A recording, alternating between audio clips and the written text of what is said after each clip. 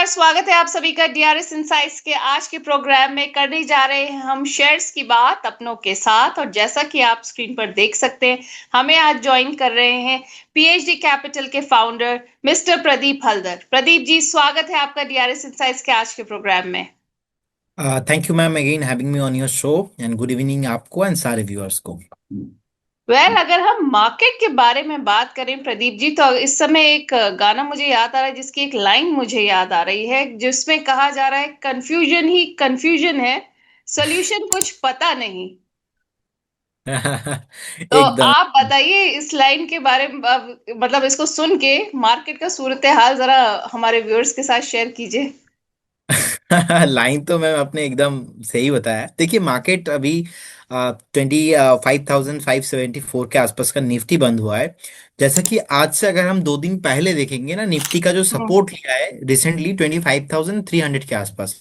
और अगर साइकोलॉजी का बात हम करेंगे, साइकोलॉजिकली 25,000 के आसपास निफ्टी का स्ट्रॉन्ग सपोर्ट है। तो फर्स्ट सपोर्ट हो गया 25,300, सेकंड सपोर्ट भी हो गया 25,000।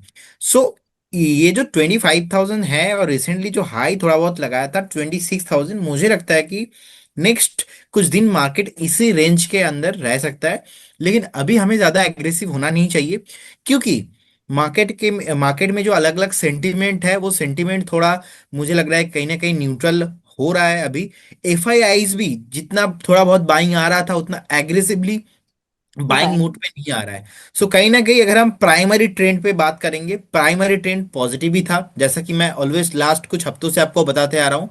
सेकेंडरी ट्रेंड में करेक्शन है। अब सेकेंडरी ट्रेंड का जो करेक्शन है ये हम्म। कंटिन्यू होने वाला है।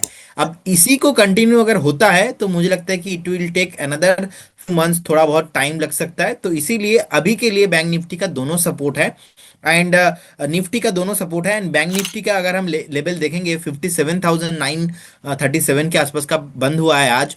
एंड रिसेंटली बैंक निफ्टी भी जो है डिप लगाया था एक बार 57,250 57,200 के आसपास। तो मुझे लगता है कि अगर आप बाइंग अपॉर्चुनिटी के बारे में ढूंढ रहे हो तो हर एक मोड़ पे ऊपर के साइड में आपको बाय नहीं करना चाहिए, आपको बाय ऑन डीप करना चाहिए। आप अगर बाय करना चाहते हो बैंकिंग इंडेक्स में, मुझे लगता है कि 57,200 57,300 के आसपास आपको एक स्विंग व्यू रखना चाहिए। और मोटा मोटा अभी आपको फंडामेंटली एंड टेक्निकली स्ट्रॉन्ग ऐसे कंपनीज में जो है दाव लगाना चाहिए, रादर देन फ्रिक्वेंटली ट्रेड थोड़ा अभी कम करना चाहिए। हम अभी ऑलमोस्ट 55% 60% कैश पे हैं। और मुझे लगता है कि इन्वेस्टर्स को भी ऐसा सोच रखना चाहिए, बिकॉज मार्केट में अगर कभी भी कुछ अनसर्टेनिटी आता है तो हम इसको और फ्यूचर में एक बार रिकवर कर सकते हैं जी। ओके। तो प्रदीप जी, आपने बताया मार्केट में, और अच्छी बात निकल कर आई इस पूरी कॉन्वर्सेशन में, जो आपने बोला वो है बाय ऑन ड्रिप की स्ट्रैटेजी। तो यहाँ मैं डीआरएस इनसाइट्स के सारे व्यूअर्स को बताना चाहूंगी कि आज हम प्रदीप हल्दर जी से जानेंगे जो मार्केट का कंफ्यूजन है, उसमें आप क्या खरीदें, क्या बेचें, और कैसी होनी चाहिए, आपके किन स्टॉक्स को लेकर होनी चाहिए बाय ऑन डिप की स्ट्रैटेजी। तो प्रदीप जी, आपने कहा बैंकिंग इंडेक्स यहाँ पर, तो बैंकिंग इंडेक्स के कुछ शेयर्स हैं जो आप डिस्कस करना चाहेंगे यहाँ पे। देखिए, एक तो है एचडीएफसी बैंक, बहुत बढ़िया बैंक है, इनफैक्ट प्राइवेट में नंबर 1 माना जाता है। सो 984 के आसपास चल रहा है। कभी भी अगर एचडीएफसी बैंक एक डीप मिलता है जहां पे आपको 935 से 945 के आसपास मिलता है, वो आपके लिए एक फेयर वैल्यू हो सकता है। उस केस में स्टॉप लॉस आपको 850 मेंटेन करना चाहिए। आप अगर साल भर एचडीएफसी बैंक को लेके जाते हो तो इजीली आपको 1150 1200 का प्राइस देखने को मिल सकता है। तो एचडीएफसी बैंक मुझे अच्छा लगता है। इनफैक्ट आईसीआईसीआई बैंक भी प्राइवेट में मुझे अच्छा लगता है। तो आप दो ले लीजिए प्राइवेट और दो ले लीजिए आप पीएसयू।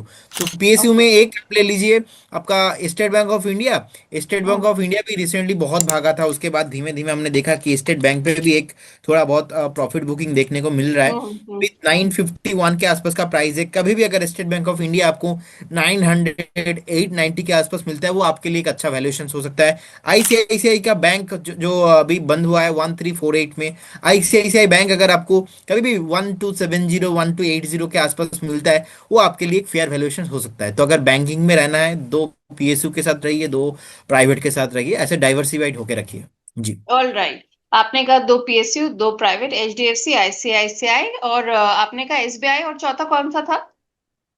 एक मैंने बताया HDFC, एक बताया ICICI, एक बताया स्टेट बैंक ऑफ इंडिया, और एक मैंने नहीं बताया, वो और एक होना चाहिए, कैनरा बैंक मेरा ये फेवरेट है, मुझे कैनरा बैंक याद भी। ही आ रहा था, आपने पिछली बार शायद कैनरा बैंक का हमारे पिछले शो में डिस्कशन भी हुआ था। मैं कैनरा बैंक को ना जब से रिकमेंड किया हूँ ऑलमोस्ट 128 129 था। एंड मैंने PSU को लेके ऐसे भी स्टेटमेंट मैंने दिया है, अगर PSU का जो ट्रेंड है वो बदलता नहीं है, I will not change my statement next 6 to 7 months में, मैं मेरा स्टेटमेंट को नहीं बदलने वाला। और इसमें मंथली लेवल पे ब्रेकआउट आया है, तो मुझे लगता है कि अभी PSU को तो डेफिनेटली आपको होल्ड रखना चाहिए। लेकिन जब आप कोई पोर्टफोलियो बिल्ड कर रहे हो तो प्राइवेट एंड PSU दोनों मिक्स्ड करके रखना चाहिए जी। ओके, तो आप कह रहे हैं प्राइवेट एंड पीएसयू अगर हम पोर्टफोलियो बिल्ड कर रहे हैं, आप बैंकिंग इंडेक्स की बात कर रहे हैं, दोनों आपके हिसाब से रखना चाहिए। प्रभाष जी हैं, प्रभाष सिंह अपना सवाल लेकर आए हैं सुजलॉन पर। क्योंकि सुजलॉन सर हमारी काफी बातचीत हुई है इस पर, और इनके पास जो इनका बाइंग प्राइस है वो 57.45 का है। क्या कह रहे हैं, क्या करना चाहिए इसमें? देखिए, आपको याद होगा दिवाली पीक आपके शो में हमने दिया था, एक था सुजलॉन और हम्म। एक था जियो फाइनेंस। तो सुजलॉन का हम्म। हमने जब प्राइस दिया था 51 52 के आसपास था, और हम्म। हमारा टारगेट है 74। इसमें एक स्टॉप लॉस भी है, स्टॉप लॉस है ऑलमोस्ट 42 के अराउंड, 42 41 के आसपास। तो सुजलॉन 52 51 से अभी 57, रिसेंटली 60 तक आया था। और दिवाली टू दिवाली 1 साल का मेरा जो व्यू है 74 का मेरा टारगेट था। तो मेरा जो व्यू था इसमें मैं अभी भी कंटिन्यू हूँ। एंड मुझे लगता है कि अगर आपके पास है, पोर्टफोलियो में बने रहने का ही सलाह होगा जी। ऑल राइट, आपके हिसाब से भी बने रहने की सलाह है। बीके मीना जी हैं, हमारे डीआरएस सपोर्ट मेंबर हैं। इन्होंने अल्ट्राटेक सीमेंट और एलएनटी में आपकी राय मांगी है। 1 ईयर का व्यू है, कह रहे हैं करंट लेवल से बाय कर सकते हैं क्या? देखिए, पहले मैं L&T फाइनेंस, राइट। सिर्फ एलएनटी लिखा हुआ है इन्होंने, okay, UltraTech cement and LNT. देखिए, एल एन टी अगर फाइनेंस है, मैं बता रहा हूँ, अभी मैंने जी। एल फाइनेंस का ही चार्ट ओपन किया है, तो 300 के आसपास का आज का क्लोजिंग है। शॉर्ट टर्म में ना बहुत ऊपर आया है, ठीक है। हम्म। और अगर उनका क्वेरी है लार्सन एंड टूब्रो, क्योंकि वो समझ में नहीं आ रहा वो L&T मतलब हम्म। लार्सन एंड टूब्रो होगा या एल एन मेरे टी को लग रहा फाइनेंस है होगा। लार्सन एंड ट्यूब्रो ही है। हाँ, तो लार्सन एंड टुब्रो अगर है, मैं बोलूंगा शॉर्ट टर्म में एक उनको डीप मिल सकता है, ऑलमोस्ट 3450 3500 इस जोन पे, इस जोन तक उनको मिल सकता है। लेकिन कंपनी का फंडामेंटल बहुत ही बढ़िया है, आप देखेंगे मार्केट कैप भी 5,39,000 करोड़ के आसपास, प्रॉफिट ग्रोथ भी आप देखेंगे ईयर टू ईयर बेसिस में 19.4% के साथ ग्रोथ हो रहा है। सो कहीं ना कहीं आप EPS भी देखेंगे 119 के आसपास का है, इंडस्ट्री पी देखेंगे ऑलमोस्ट 21 के आसपास है, स्टॉक पी 33 है, लेकिन इसको हम ज्यादा मानते नहीं। Debt to equity ratio almost 4 के नीचे अगर कोई भी कंपनी है, 3 के नीचे अगर है, उसको हम पॉजिटिव ही मानते हैं, ऑलमोस्ट 1.32 के आसपास है। तो फंडामेंटल के आधार पे मोटा मोटा मुझे सही लग रहा है। टेक्निकली अभी 3918 के आसपास का प्राइस चल रहा है, मुझे लगता है कि इसको आप अगर 6 से 8 महीना साल भर टाइम देते हो, आपको 4,800 5,000 तक रैली मिल सकता है, तो डेफिनेटली होल्ड करने का सलाह रहेगा। अल्ट्राटेक सीमेंट आपने बताया, देखिए जी, सीमेंट अल्ट्राटेक अभी, है। सीमेंट अभी उतना भागा नहीं, अल्ट्राटेक लीडर है। मुझे लगता है कि डेफिनेटली अल्ट्राटेक को होल्ड रखना चाहिए। एक स्टॉप लॉस आपको 10,060 के आसपास मेंटेन करना चाहिए, 10,060 will be your stop loss. अभी 11,728 चल रहा है, मैं बहुत लंबा स्टॉप लॉस दे रहा हूँ, उसके हिसाब से टारगेट भी इसका लंबा रहेगा। मुझे लगता है अच्छा। कि 15,500 एंड 17,000 ऑन द वे है, 17,000 जाने के लिए रेडी हो रहा है। बस ये अभी टाइम नहीं है सीमेंट का, इसीलिए आपको थोड़ा धीमे, थोड़ा स्लो मोमेंटम होते हुए दिखाई देंगे। बहुत ही बढ़िया प्रॉफिटेबल कंपनी है, आप देखेंगे ऑलमोस्ट 3,45,000 करोड़ के आसपास मार्केट कैप भी है, प्रॉफिटेबल कंपनी है, 7,200 करोड़ के आसपास का पैड भी पोस्ट किया है। तो डेफिनेटली दोनों कंपनी बढ़िया कंपनी है, A क्लास कैटेगरी में है, बने रहने का सलाह होगा लॉन्ग टर्म में जी। ऑल राइट, तो बने रहने की सलाह आपके हिसाब से लॉन्ग टर्म में है। शाकिर जी हैं, सवाल लेकर आए हैं अपना लक्ष्मी डेंटल। कह रहे हैं आज 9.5% बढ़कर 341 पर आ गया है, मेरी खरीद है 372 की। तो एडवाइस करें कि अभी क्या करना चाहिए, होल्ड करे रहना चाहिए और बढ़ेगा या नहीं? देखिए, लक्ष्मी डेंटल ना बहुत वॉलेटिलिटी है इसमें, और उन्होंने 370 से होल्ड करते आ रहा है। इनफैक्ट लगातार तो थोड़ा बहुत नीचे ही आ रहा था। अभी जो प्राइस मोमेंटम है, अभी लॉन्ग टर्म में बदला नहीं है, अभी भी डाउन ट्रेंड में ही है। आज अच्छा। जो 9% 10% ऊपर आया है ना, पूरा ट्रेंड बदला नहीं है। लेकिन जिस तरीके का मोमेंटम दिखा रहा है, आपका स्टॉप लॉस होना चाहिए फिक्स 310। आज से एक हफ्ता पहले स्टॉप लॉस को हम आइडेंटिफाई नहीं कर पा रहे थे, क्योंकि उस टाइम पे कोई भी सपोर्ट नहीं था। अभी ऑलमोस्ट 310 के आसपास, 310 के आसपास आप एक स्टॉप लॉस मेंटेन कीजिए, बने रहिए। इसमें जो फ्रेश मोमेंटम पॉसिबल होगा ना, वो ऑलमोस्ट स्टार्ट होगा 420 के ऊपर, 420 के ऊपर पॉसिबल होगा, लेकिन अभी बने रहने की ही सलाह है जी। ऑल राइट, अभी बने रहने की सलाह है आपके हिसाब से लक्ष्मी डेंटल में। एससीआई के बारे में भी आपका व्यू जानना चाह रहे हैं, खरीदना सही रहेगा क्या इस वक्त? देखिए, एससीआई आपने बताया, राइट? जी। देखिए, शिपिंग कॉरपोरेशन ऑफ इंडिया मुझे पॉजिटिव लगता है। एंड कहीं ना कहीं थोड़ा रिजल्ट उतना बढ़िया नहीं आया था, अच्छा नहीं आया था, इसके वजह से आज थोड़ा प्रेशर में है। 243 का डिप लगाया और वहां से रिकवर होके 253 में क्लोजिंग हुआ। इनफैक्ट डे हाई भी लगाया था 262 के आसपास। मुझे ऐसा लगता है कि रिजल्ट खराब है, लेकिन कंपनी खराब नहीं है। तो इस वजह से अगर आप मिनिमम 2 क्वार्टर टाइम देंगे, आपको स्टॉक फिर से 300 के ऊपर आता हुआ दिखाई देंगे। एक स्टॉप लॉस भी मेंटेन करना चाहिए 230 पे। ऑल राइट, स्टॉप लॉस 230 पे आप सजेस्ट कर रहे हैं इन्हें। हमजा जी हैं, हमारे रेगुलर मेंबर हैं और हमेशा इनका सवाल जरूर आता है शो में। हमजा जी कह रहे हैं, good evening, good evening sir. Sagar cement इन्होंने खरीदा है 275 पर। कह रहे हैं कि अभी भी होल्ड करूं या एग्जिट करूं या एवरेज करूं? देखिए, सागर सीमेंट जो है अभी दूर दूर तक कोई सपोर्ट नहीं है, सपोर्ट है 176 में। जिस ओके। तरह से सागर सीमेंट ने एक ट्रिपल टॉप फॉर्मेशन बिल्ड किया, ट्रिपल टॉप फॉर्मेशन बिल्ड करने के बाद ऊपर से अभी थोड़ा नीचे आ रहा है। मुझे लगता है कि अभी 176 180 जाने के लिए रेडी हो रहा है। सो पॉसिबल है तो एक बार एग्जिट करके जाइए और आपको नीचे मिलेंगे। ऑल राइट, अभी एग्जिट करने की आपकी तरफ से सलाह है इन्हें सागर सीमेंट में। आर के केसरी जी हैं, आईआरएफसी पर इनका सवाल है। 173 पर इन्होंने लिया है, 388 स्टॉक्स हैं इनके पास। आपका व्यू जानना चाह रहे हैं। देखिए, 173 में आईआरएफसी आपने बाय किया, अभी 120 चल रहा है। अभी हम्म। आपने इतना वेट किया तो 100 के आसपास का एक स्टॉप लॉस मेंटेन कीजिए। उससे भी जो ज्यादा इंपॉर्टेंट है, पेशेंस होना चाहिए नेक्स्ट एटलीस्ट 6 to 8 मंथ्स। क्योंकि आप देखेंगे जो भी कंपनी, मैं रिसेंटली कल नहीं परसों रात को मैं बैठ के न्यू रिसर्च कर रहा था, जो अच्छा। भी कंपनी 21 से 22 23 चला है, कोई भी सेक्टर हो, कोई भी कंपनी हो, आप देखेंगे मैक्सिमम कंपनीज अभी नहीं चल रहा है, उनका ट्रेंड खत्म हो चुका है। अब हम क्योंकि मीडिया में बात करते, डेली कुछ ना कुछ न्यूज हम्म। आते हैं, तो न्यूज की वजह से हमें बात करना पड़ता है। आप और हम खुश हो जाएंगे रिजल्ट देख के, लेकिन प्राइस ने क्या पता पहले से वो जो न्यूज है, पहले से वो जो रिजल्ट है, उसको आ, डिस्काउंट कर दिया है। तो इसके वजह से आप एक बार ना स्टॉप लॉस मेंटेन कीजिए, 100 रुपीज के आसपास बने रहिए। इसका जो रैली स्टार्ट होगा ना, 148 150 इसके ऊपर सस्टेन करने के बाद रैली फिर से स्टार्ट होने वाला है। ऑल राइट, तो आप कह रहे हैं रैलीज में फिर से स्टार्ट होने वाला है। प्रदीप जी, आप कह रहे थे आप रिसर्च कर रहे थे। मुझे याद है जब पिछली बार हम मिले थे तो आपने कहा था आपने कुछ अपना वो डिवाइस करा है, अपना कुछ एल्गोरिदम या कुछ आपने अपने हिसाब से जो डिसाइड करा है, उसमें आप पता लगाते हैं। तो कुछ नया फॉर्मूला वगैरह लेकर आ रहे हैं क्या आप?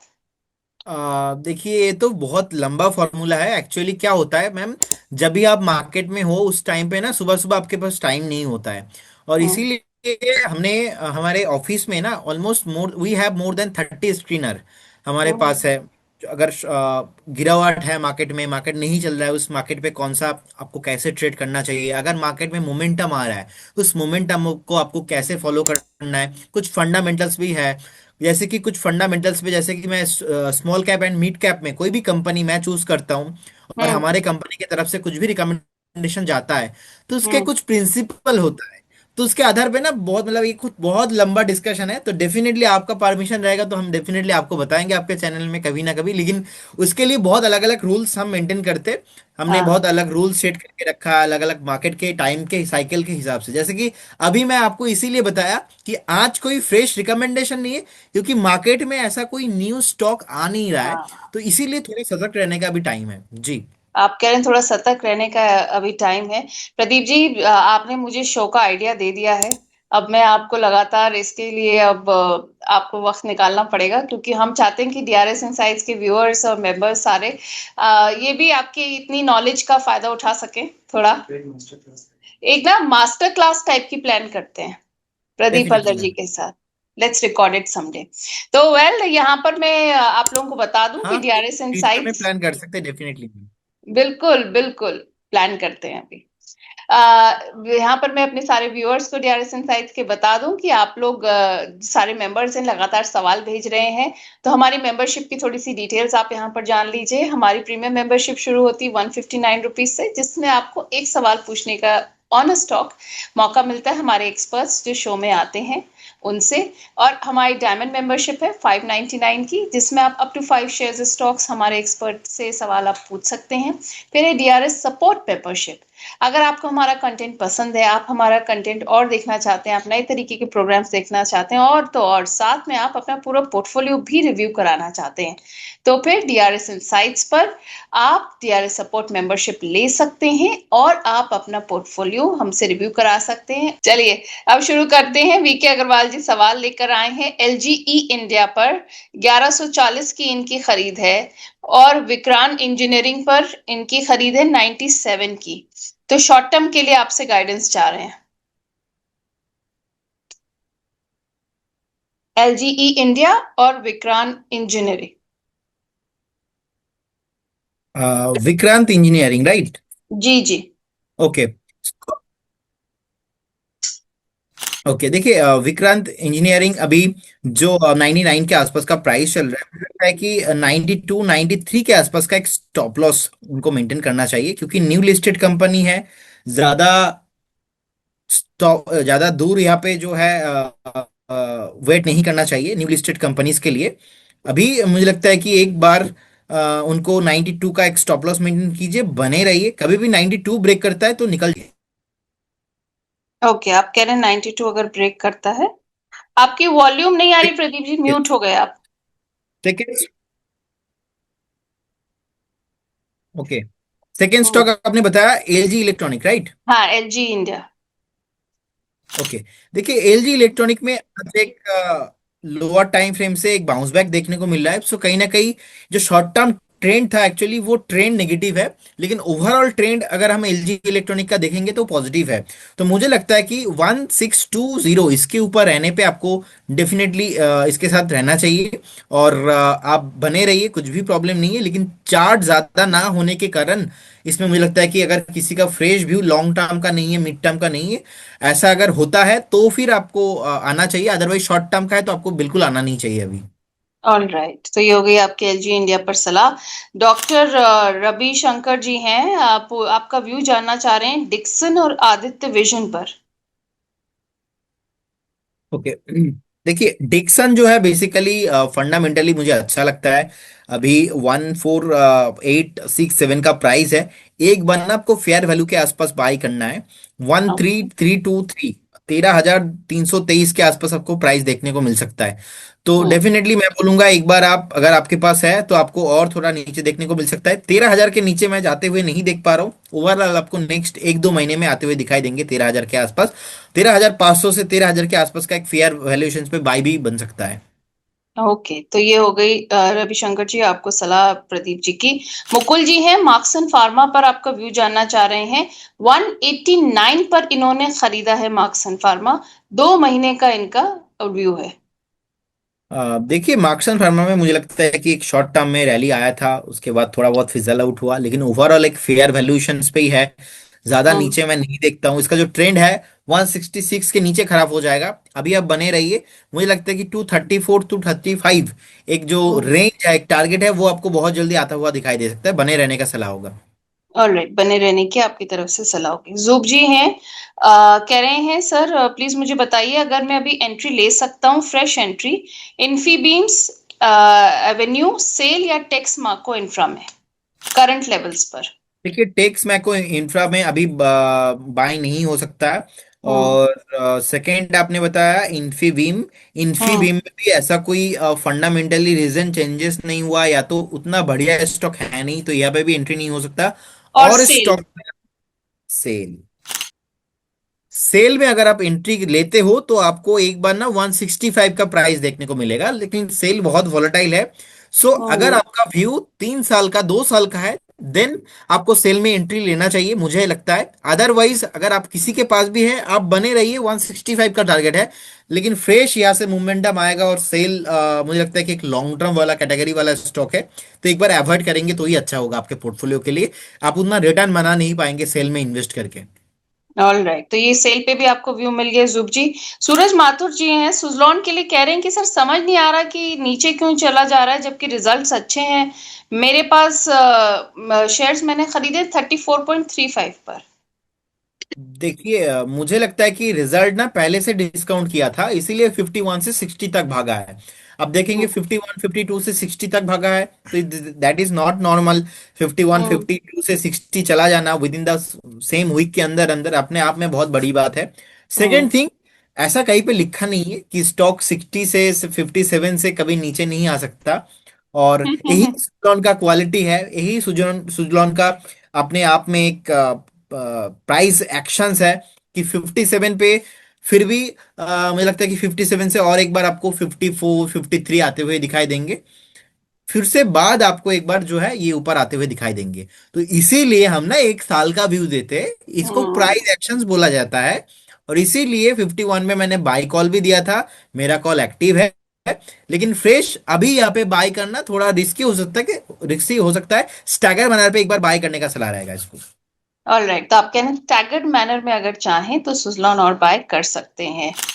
नवीन जी हैं इरेडा पर, इनका सवाल है, कहने 187 पर मैंने खरीदा है, तो आपका व्यू जानना चाह रहे हैं। देखिए रिसेंटली ना 136 के आसपास का एक स्टॉप लॉस मुझे लगता है कि उनको मेंटेन करना चाहिए। मैक्सिमम 130 के आसपास का एक स्टॉप लॉस आप मेंटेन कीजिए और बने रहने का सलाह होगा। आपको शॉर्ट टर्म में ये आपको ऊपर आते हुए नहीं दिखाई देंगे, क्योंकि मैम लॉजिक मैंने आपको बता दिया।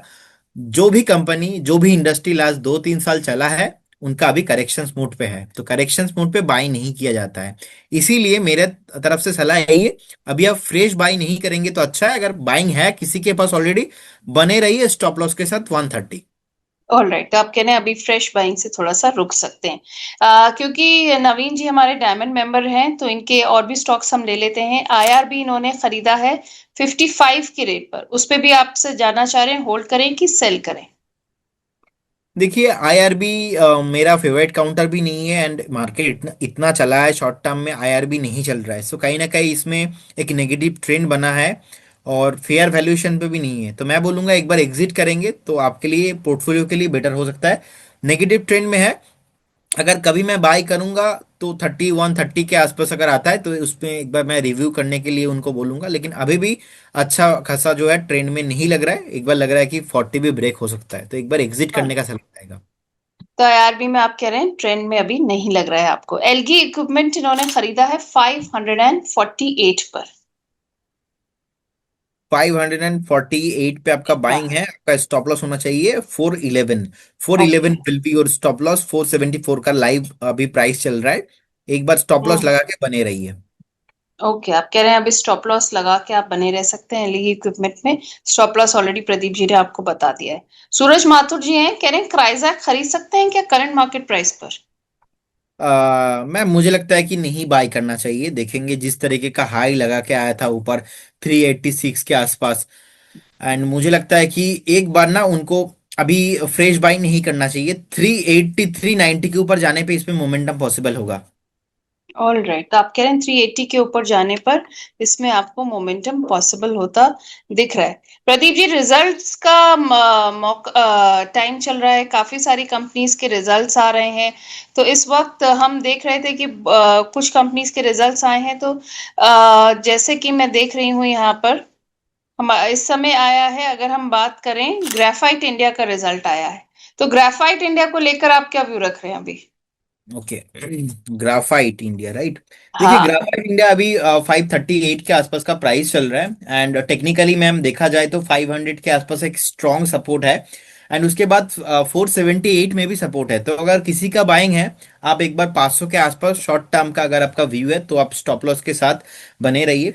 तो ओवरऑल देखा जाए कंपनी का नीट प्रॉफिट ऑलमोस्ट 76 करोड़ का आया है, एंड 84 की नेट प्रॉफिट ड्रॉप हुआ है। सो मार्केट ने उतना अच्छे से नहीं लिया है। हम्म। मैं 76 करोड़ का क्वार्टर के इन ऑलमोस्ट 84% ड्रॉप हुआ है, तो मार्केट ने तो अच्छा नहीं लिया है इसको, सेंटीमेंट भी खराब है और कहीं ना कहीं आज देखिए 0.7% नेगेटिव भी है। तो यहाँ पे फ्रेश बाई करने का सलाह अभी मैं नहीं दूंगा।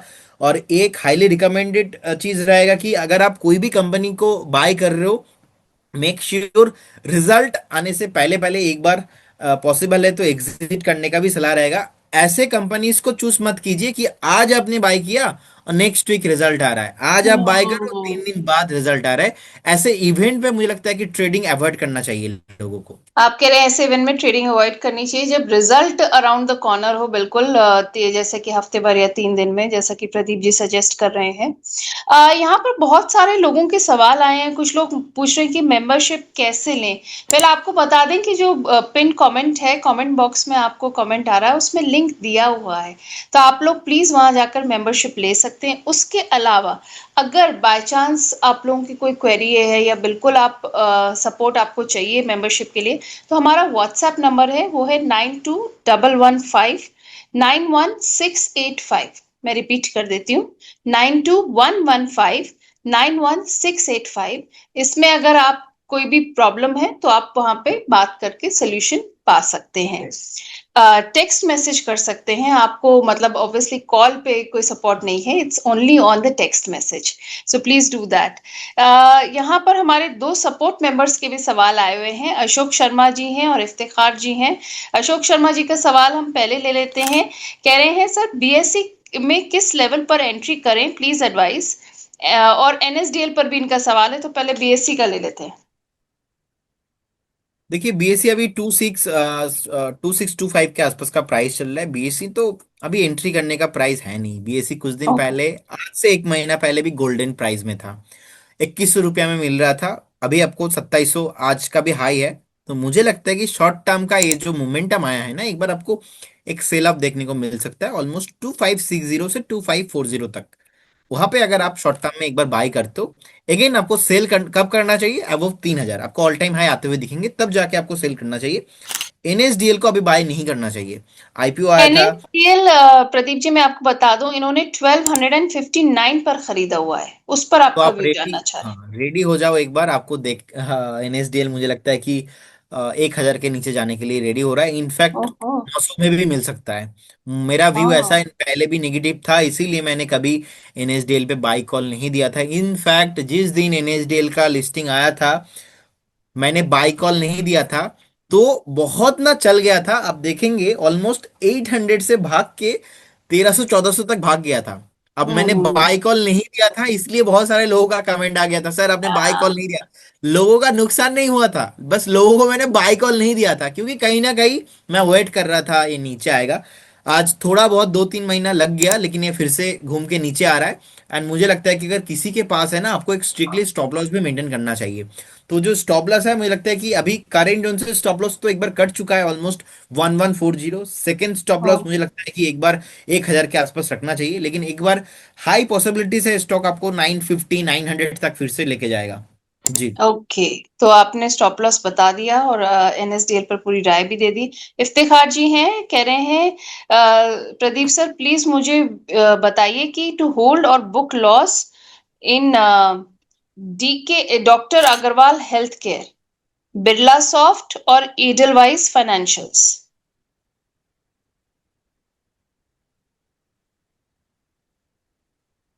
डॉक्टर अग्रवाल हेल्थ केयर, देखिए अभी 503 के आसपास का प्राइस चल रहा है। इनफैक्ट एक सपोर्ट है 481।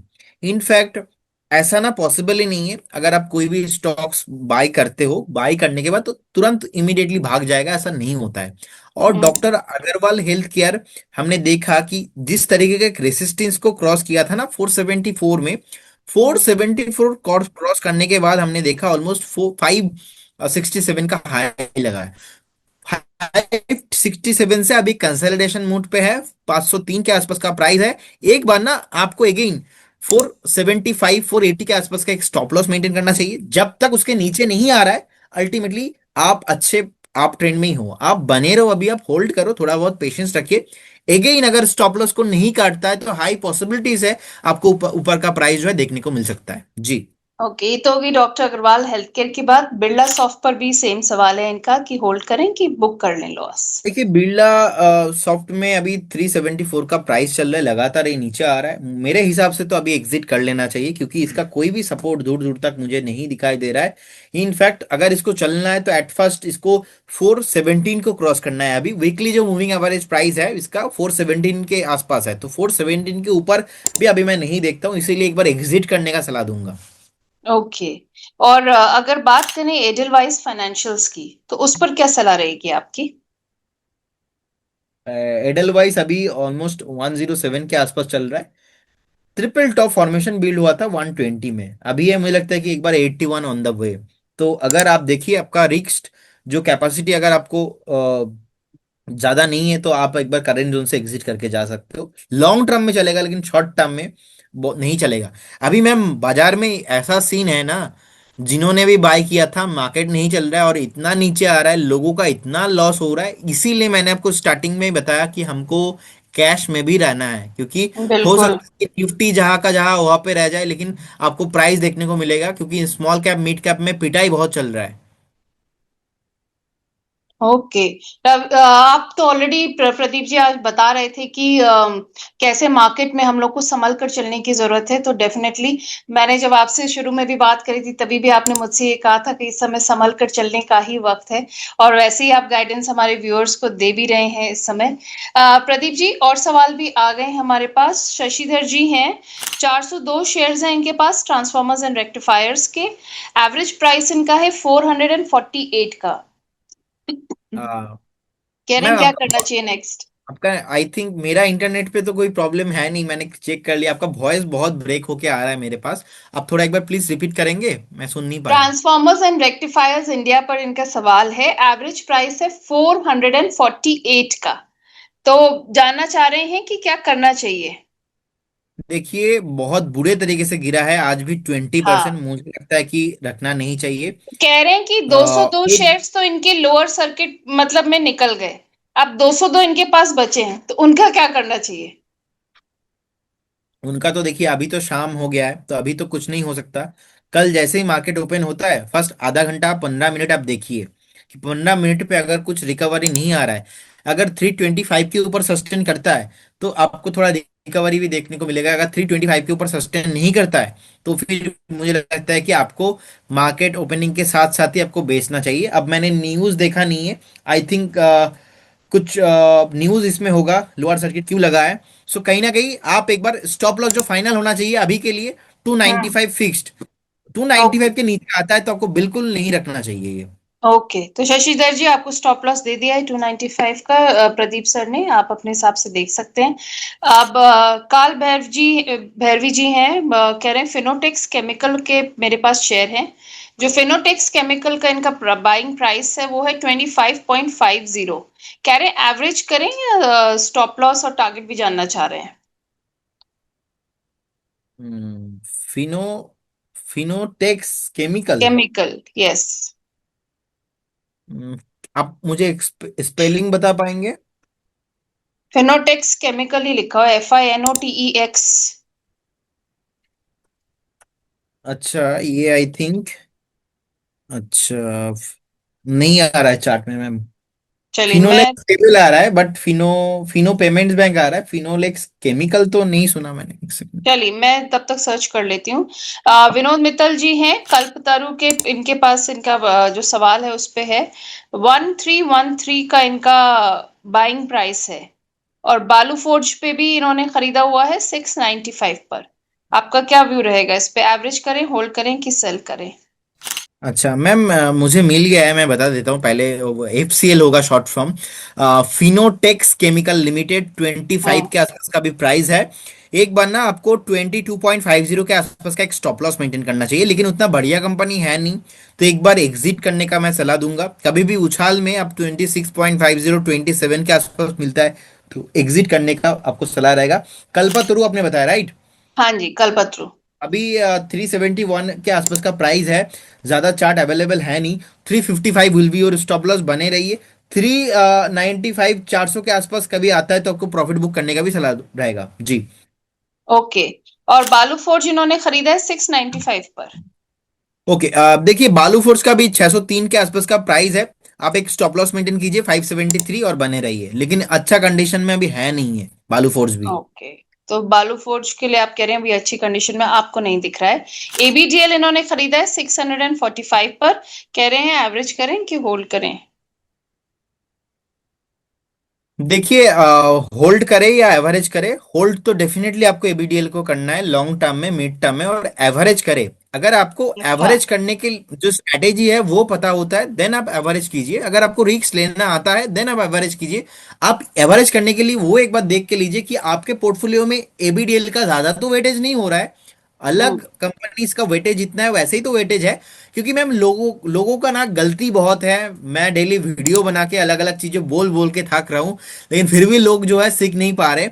अभी 622 623 के आसपास का प्राइस है। अगर आपको फ्रेश बाय या तो एवरेज करना है 578 575, क्योंकि गिरते हुए मार्केट में गिरते हुए स्टॉक्स को एवरेज नहीं किया जाता।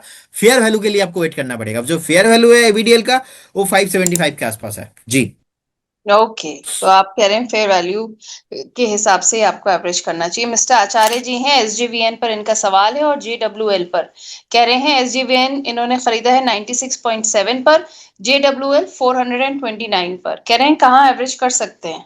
बेसिकली अभी चल नहीं रहा है। सो कहीं ना कहीं देखा जाए एक बार, मुझे लगता है कि स्टॉप लॉस मेंटेन करना चाहिए 267 और बने रहना चाहिए, लेकिन फ्रेश एंट्री नहीं करना चाहिए गिरते हुए स्टॉक्स में। यहाँ पे एंट्री लेने का मैं सलाह बिल्कुल नहीं दूंगा। और सेकंड आपने बताया एसजेवीएन। हम्म। देखिए एसजेवीएन का भी प्राइस है ऑलमोस्ट 64 65 के आसपास। मुझे लगता है कि ऑलमोस्ट 72 के आसपास का एक स्टॉप लॉस मेंटेन करना चाहिए और बने रहना चाहिए। देखिए मैं टारगेट नहीं दे रहा हूँ, स्टॉप लॉस की दे रहा हूँ, क्योंकि मार्केट हम्म। अभी डाउन ट्रेंड पे है। मार्केट नीचे की तरफ आ रहा है और आपको करना है आपका कैपिटल प्रोटेक्ट। जब भी प्रोटेक्शन का बात आता है तो ऑब्वियसली आपको स्टॉप लॉस मेंटेन करना चाहिए। अब इसीलिए मैं फर्स्ट दे रहा हूं आपको stop loss. Stop loss maintain कीजिए। अगर इसके ऊपर सस्टेन होता है आपको हायर प्राइस देखने को मिलेगा, तो इसीलिए स्टॉप लॉस मेंटेन करके रखिए। मैम मैं आपका वॉइस बहुत ब्रेक हो रहा है, मैं सुन ही नहीं पा रहा हूँ ठीक से। अब आप मुझे सुन पा रहे हैं या नहीं।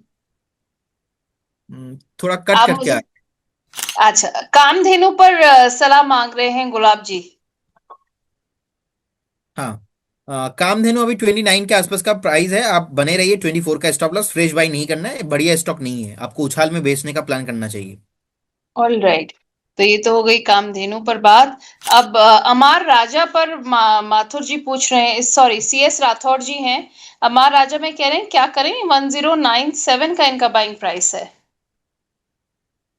देखिए अभी 964 के आसपास का प्राइस है, डाउन ट्रेंड में है अभी भी। यहाँ पे पोजीशन बनाने का कुछ भी सलाह नहीं होगा। जिनके पास है आप एक बार 852 का एक स्टॉप लॉस के साथ बने रहिए, लेकिन एज ए इन्वेस्टमेंट अभी भी ये सेफ नहीं है। All right Pradeep ji, thank you so much. आज आप हमारे शो में आए due to all technical glitches, उसके बाद भी आपने हमारे सारे व्यूअर्स का जवाब दिया। Thank you so much for coming on the show. Thank you ma'am, आपको भी। ये प्रॉब्लम आपकी तरफ से हो रहा है या मेरे तरफ से? देखते हैं, पता करते हैं, आप फिलहाल डिस्क्लेमर दे दीजिए। देखिए investment securities market subject to market risk. जितने भी स्टॉक्स को लेके मैम हमने बात किया है, कोई भी स्टॉक्स में हमारा कोई भी पोजीशन नहीं है। ऐसे इन्वेस्टमेंट एडवाइस हम अपने क्लाइंटों को भी प्रोवाइड करते हैं, तो हो सकता है कि क्लाइंटों के पोर्टफोलियो में हो एंड हमारे पोर्टफोलियो में नहीं है। स्टॉक मार्केट पे कभी भी कुछ भी गारंटी नहीं होता है। एंड जब भी आप इन्वेस्टमेंट कीजिए आपका पर्सनल जो फाइनेंशियल एडवाइजर है उनसे सलाह लेके कीजिए। बहुत बहुत धन्यवाद मैम आपको एंड सारे व्यूअर्स को। Thank you. Thank you so much Pradeep ji, and thank you to all the viewers for being part of this show. नमस्कार।